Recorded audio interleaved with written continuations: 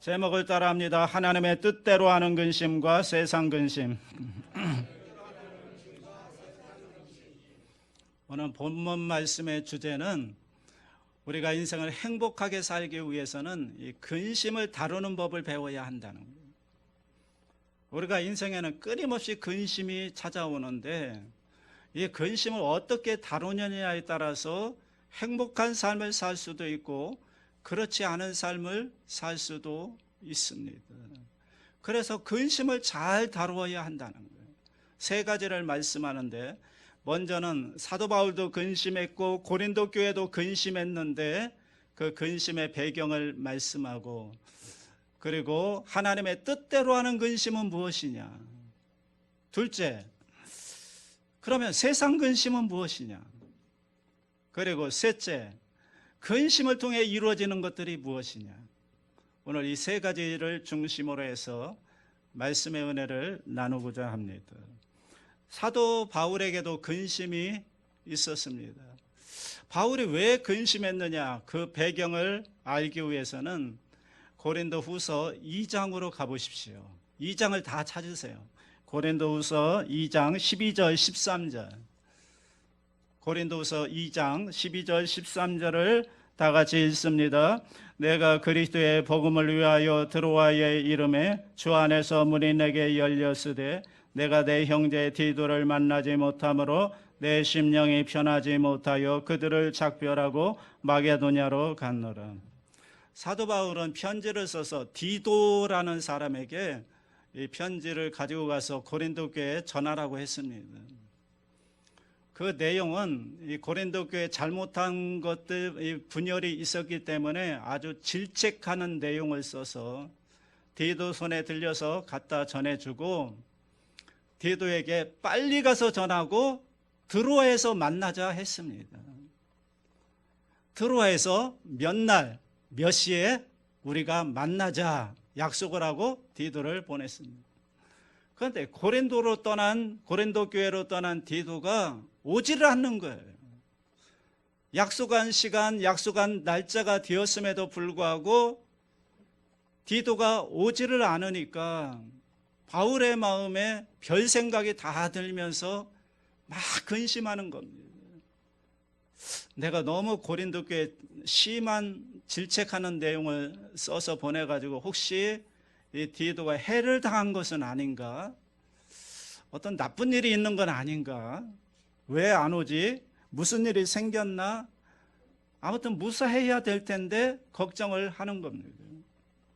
이렇게 근심이 쌓이면서 드로아에서 기다리지 못하고 바울이 어디까지 내려갔느냐? 2장 13절에 보니까 마게도냐까지 갔어요. 드로아는 아시아이고 마게도냐는 유럽입니다.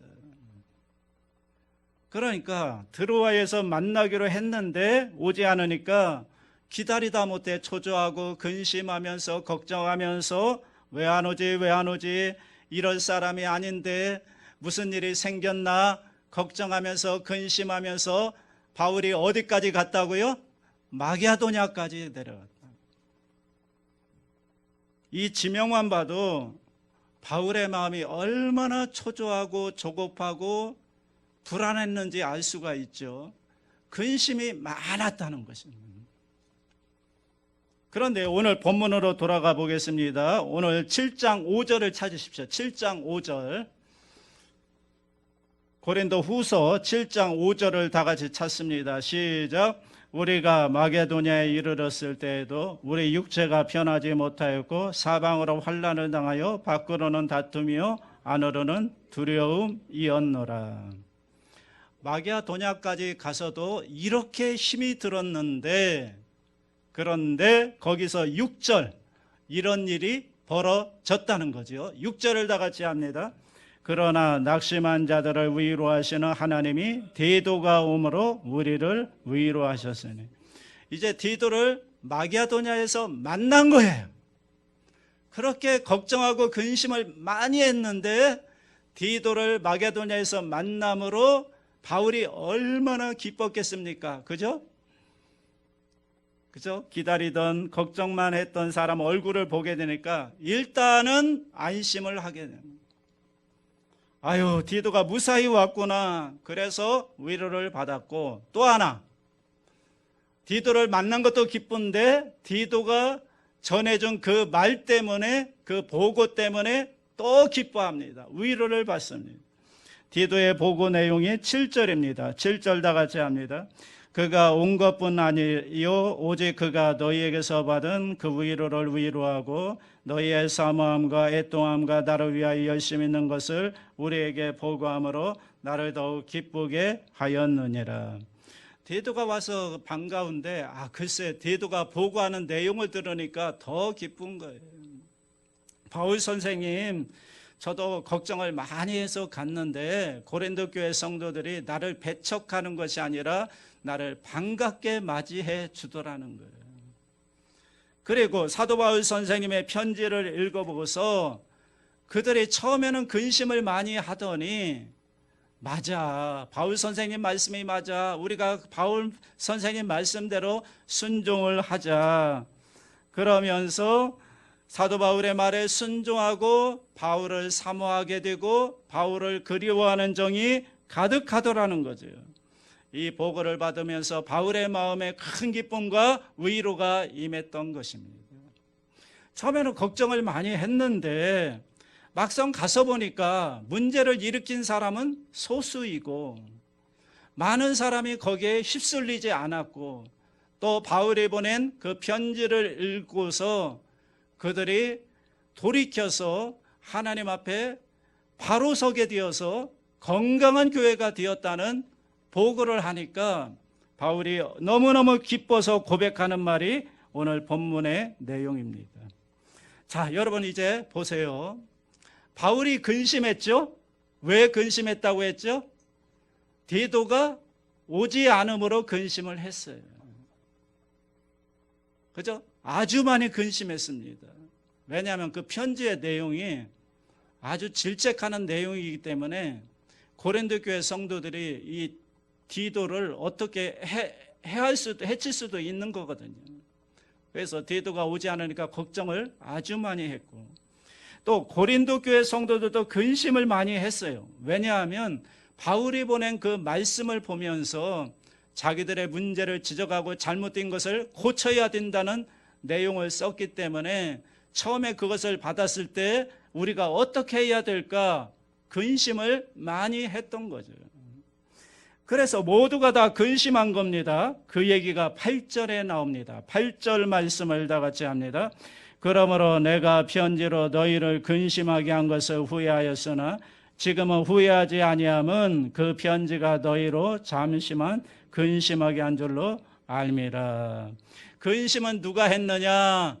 바울도 했고 고린도 교회 성도들도 근심을 했습니다. 그런데 얼마 동안 근심했다고 했어요? 잠시 동안 근심했어요. 그런데 그 근심의 결과가 무엇이냐? 9절 말씀입니다. 다 같이 합니다. 내가 지금 기뻐함은 너희로 근심하게 한 까닭이 아니요 도리어 너희가 근심함으로 회개함에 이른 까닭이라. 너희가 하나님의 뜻대로 근심하게 된 것은 우리에게서 아무 해도 받지 않게 하려 함이라. 그런데 그 근심의 결과가 뭐라고요? 회개함에 이르게 되었다. 하나님과의 관계가 바로 되었다. 깨끗해지게 되었다. 좋은 결과를 맺게 되었습니다. 자, 두 번째 주제입니다. 하나님 뜻대로 하는 근심은 무엇이며 또 세상 근심은 무엇이냐. 자, 근심은 좋은 게 아니죠. 근심은 좋은 게 아닌데 근심 때문에 좋은 열매를 맺는 것을 보고서 사도 바울은 이제 여기서 근심을 분리합니다. 근심을 둘로 분리합니다. 그것이 무엇이냐? 10절입니다. 10절 다 같이 합니다. 하나님의 뜻대로 하는 근심은 후회할 것이 없는 구원에 이르게 하는 회개를 이루는 것이요 세상 근심은 사망을 이루는 것입니다. 자, 바울 선생님이 근심을 둘로 나눴는데 뭘와 뭘로 나눴어요? 하나님의 뜻대로 하는 근심과 또 하나 뭐예요? 세상 근심으로 나누었습니다. 세상 근심의 결과가 뭐예요? 사망입니다. 그러면 하나님의 뜻대로 하는 근심의 결과는 뭐예요? 예, 구원입니다. 회개와 구원입니다. 완전히 반대죠. 사망이고 구원이고 똑같은 근심인데, 그죠? 자, 다시 말하면 근심은 언제나 우리에게 있다는 겁니다.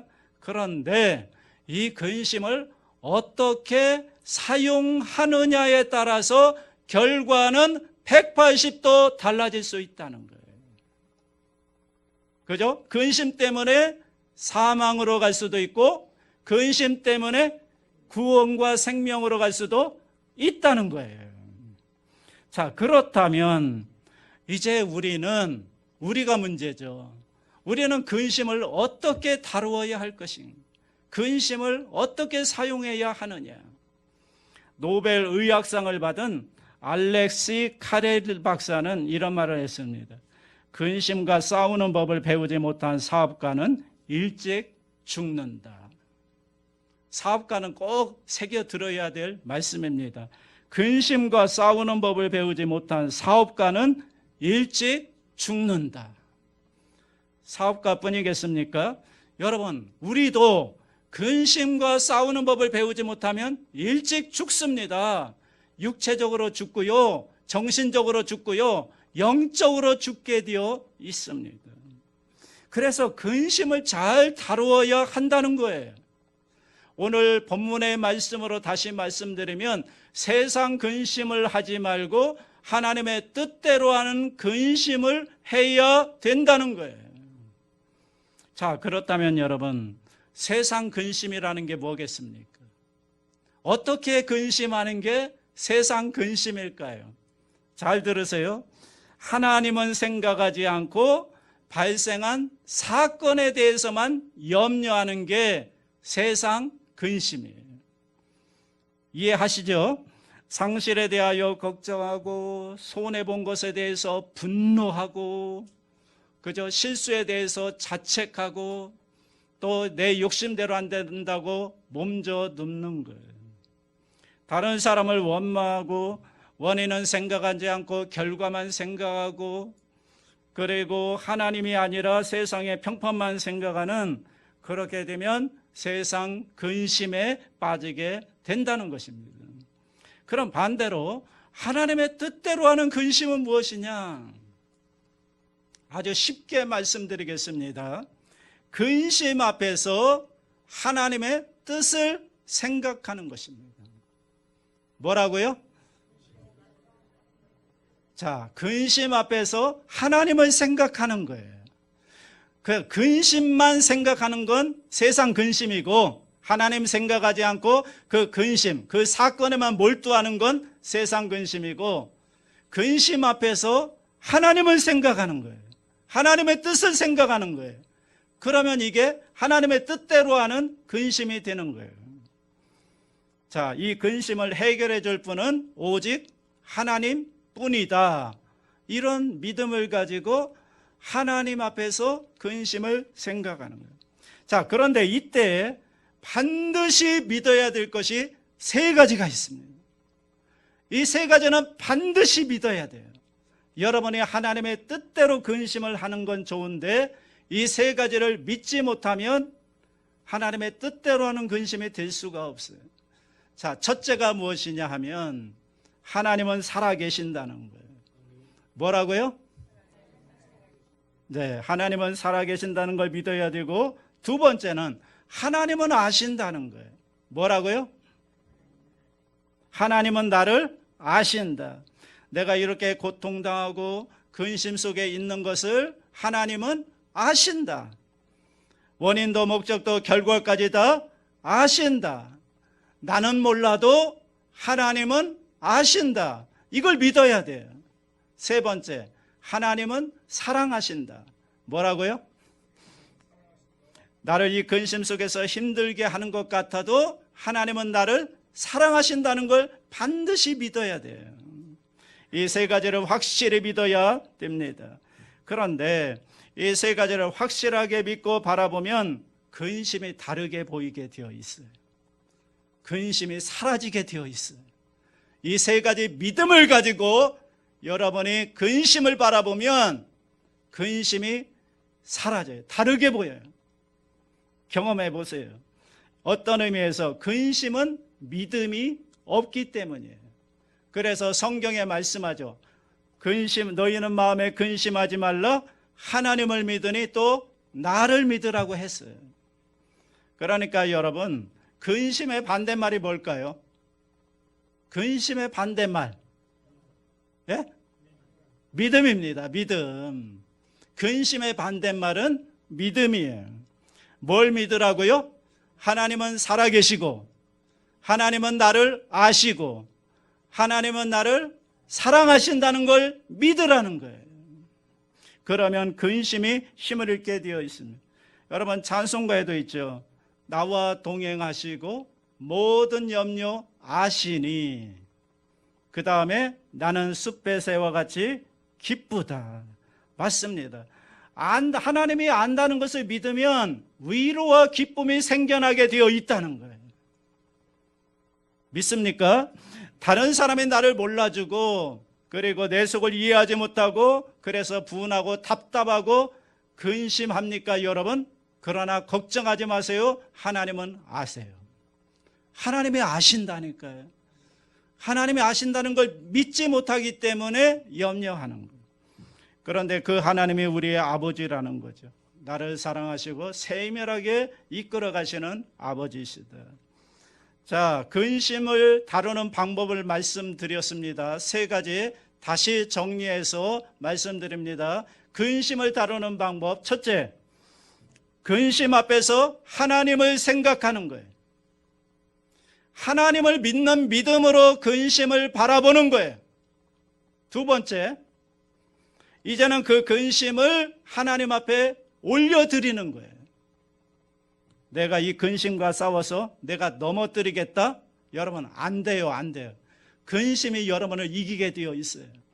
그래서 하나님이 없는 사람들은 다른 방법이 없어요. 세상 근심을 할 수밖에 없는 거예요. 하나님이 없기 때문에. 그러나 저와 여러분은 하나님의 자녀잖아요. 하나님을 알면서도 내 근심이 세상 근심으로 가도록 두면 안 되는 겁니다.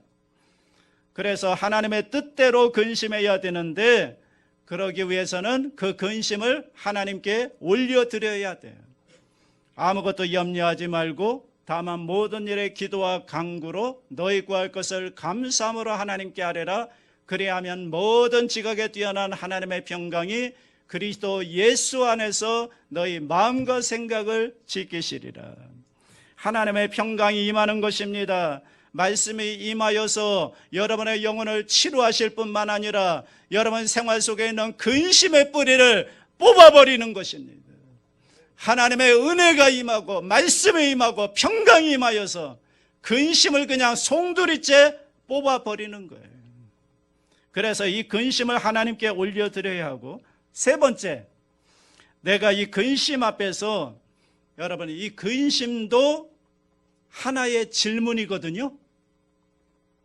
근심의 질문이라고요. 하나님이 내게 준 질문인데 그 질문에 대하여 내가 어떻게 응답할 것인가만 생각하면 되는 거예요. 하나님이 나에게 근심을 던져주어서 이 질문을 나에게 던지셨는데, 이 근심이라는 질문 앞에 내가 하나님 앞에 제대로 응답하며 살고 있는가, 이것만 보면 되는 거예요. 자, 여러분, 근심이라는 게 우리 앞에 주어진 문제인데, 이 근심 때문에 사람들은 반드시 둘로 갈라지게 되어 있습니다.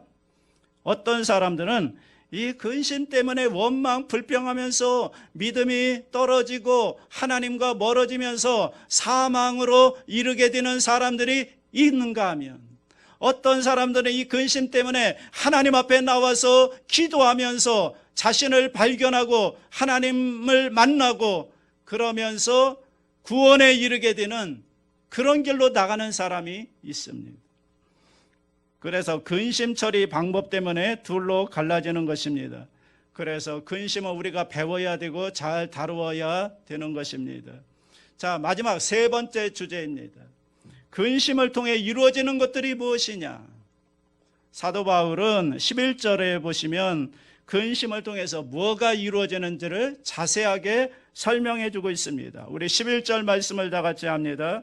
보라, 하나님의 뜻대로 하게 된 이 근심 너희로 얼마나 간절하게 하며 얼마나 변증하게 하며 얼마나 분하게 하며 얼마나 두렵게 하며 얼마나 사모하게 하며 얼마나 열심 있게 하며 얼마나 벌하게 하였는가. 너희가 그 일에 대하여 일체 너희 자신의 깨끗함을 나타내었느니라.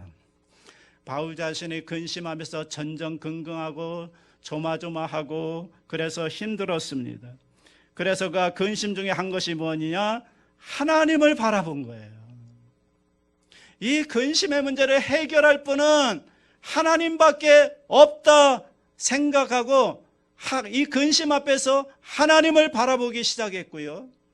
고린도 교회 성도들도 질책하는 그 편지의 내용을 보면서 이걸 어떻게 해야 되나 근심하면서 하나님을 바라보았더니 11절에 열매들을 맺게 되었다는 거예요.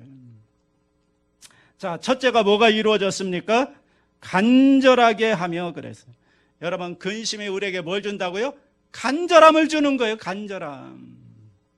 이해가 되십니까? 근심이 없으면요, 사람은 나태해져서 아무 근심 없이, 여러분이 10년만 아무 근심 없이 산다면 아마 여기 나올 사람 아무도 없을 것 같아요. 제 생각해 볼 때는. 그죠? 근심이 없이 10년만 산다면 여기 나올 사람 누가 있을까요? 여러분, 근심이 생기게 되면 마음에 간절함이 생겨납니다. 이 문제를 해결하고 싶은 간절함이 생겨나고 하나님 앞에 간절함이 생겨나는 거예요. 두 번째, 변증하게 하며. 그랬어요. 이 변증이라는 말이 변명이나 자기 합리화란 말이 아니라 사과한다는 뜻입니다. 선은 이렇고 후는 이런데 우리가 잘 따져봤더니 우리에게 이런 잘못이 있구나 하면서 여러분 깨닫게 되고 사과한다는 뜻입니다. 세 번째, 분하게 하며. 뭐가 분하냐? 자기 자신들이 잘못하고 완악했던 것이 분했다는 거예요. 깨닫게 된다는 거죠. 네 번째, 두렵게 하며. 그랬어요. 이게 뭐냐면 하나님 앞에 우리가 이러면 안 되는데 하면서 경각심을 가지게 되었다는 거예요. 다섯 번째는 사모하게 하며. 은혜를 사모하고. 이런 편지의 말씀을 보낸 사도 바울 선생님을 사모하게 되고 사모함이 생겨난다는 거예요. 여섯 번째는 열심히 있게 하며. 그 말씀에 대하여 간절하게 되고 하나님에 대하여 열심히 있는 자로 변하게 되었다. 일곱 번째는 벌하게 하며. 그래. 이건 뭐냐면 이 말씀을 받기 전에는 뭐 다 좋은 게 좋은 거지, 뭐 잘못해서도 그냥 오냐 뭐 그랬는데 이제는 분별력이 생겨가지고 그럼 안 되지, 잘못한 것은 고쳐야지, 이것은 바꿔야지 하면서 이런 분별력이 생겨나게 되었다는 것입니다. 그래서 결론이 뭡니까? 11절 끝에 너희가 그 일에 대하여 일체 너희 자신의 깨끗함을 나타내었느니라. 근심 때문에 하나님 바라보면서 여러 가지 과정을 거치면서 어떤 결과가 이루어졌느냐? 깨끗하게 되었습니다. 하나님과의 관계가 회복되었다는 거예요. 우리의 잘못이 뭔지를 알게 되었고 하나님을 사모하면서 하나님을 만나면서 하나님과의 관계가 회복되었다. 그래서 근심은 구원을 이루는 것이다. 이렇게 하나님과의 관계가 회복되는 것. 그뿐 아닙니다. 고린도 교회 교인들이 하나님 앞에 바르게 근심함으로써 사도 바울과 어떤 관계가 맺어졌는가? 13절 끝에 보면 너희 무리로 말미암아 안심함을 얻었습니다. 14절 끝에 보면 우리가 자랑한 것도 참되게 되었도다. 16절 끝에 보면 너희를 신뢰하게 된 것을 기뻐하노라. 다시 말하면 하나님 앞에서 근심을 바로하게 되면 사람과의 관계도 서로 신뢰하게 되고 안심하게 되고 자랑할 만한 사람으로 변화되게 되었다는 것입니다. 오늘 저와 여러분도 근심을 하나님의 뜻대로 하는 근심을 통해 이런 아름다운 결과들이 맺어지기를 주님의 이름으로 축원합니다.